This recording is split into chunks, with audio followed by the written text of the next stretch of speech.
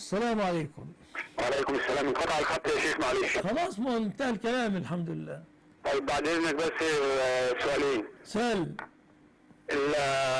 الساعة الأولى من صلاة الجمعة دي تبدأ من امتى؟ هذه المسألة أيضا من الذي اختلف العلماء فيه.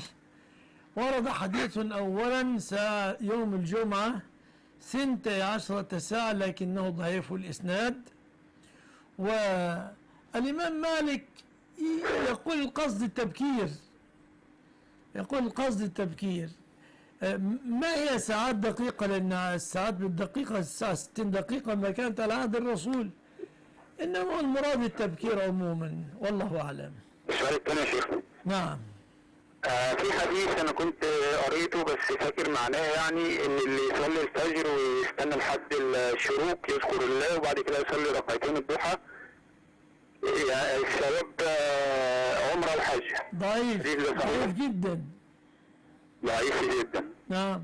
طيب انا ماشي دلوقتي على حاجه معينه كده وعايز حضرتك تقول لي رايك فيها. انا ماشي لان انا مش دارس كويس يعني، فماشي بمقوله حطها في رقبه عالم واطلع منها سالم، وانا حاططها في رقبتك يا شيخ.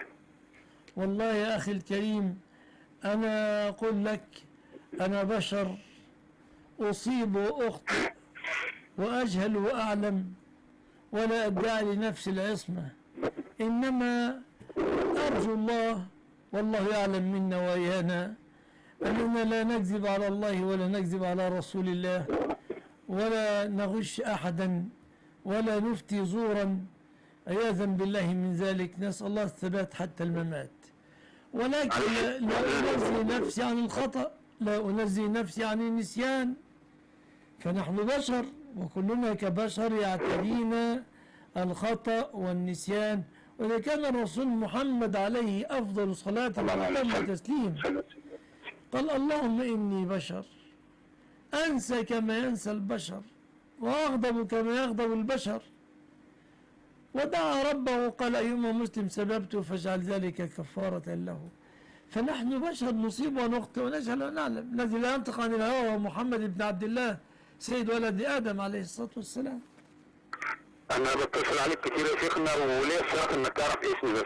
الله يغفر لي ولك يا أخي. أنا اسمي حسن أبو أشرف أو حسن بن أشرف. حسن بن أشرف؟ بارك الله فيك يا حسن بن أشرف. جماعة تبين. جزاك الله خيرا يا شيخ. الله يبارك فيكم في حفظ الله. شكرا.